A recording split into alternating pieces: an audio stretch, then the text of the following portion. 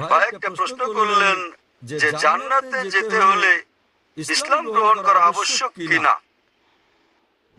আল্লাহ বলেন, যার হাত এসেছে সত্য, ওয়াজাহাক্কাল বাতিল, চলে গেছে মিথ্যে।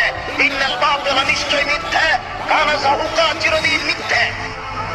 আসসালামু আলাইকুম, আমার নাম অজয়। আমার প্রশ্ন হচ্ছে, জান্নাতে যাবার জন্য ইসলাম গ্রহণ করা কি আবশ্যক?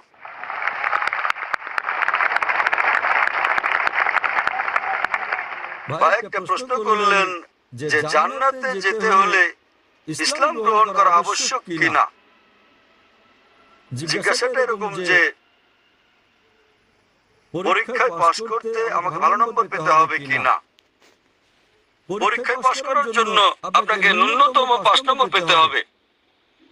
জান্নাতে যাওয়ার জন্য প্রয়োজনীয় শর্তাবলীর কথা বলছে সূরা আল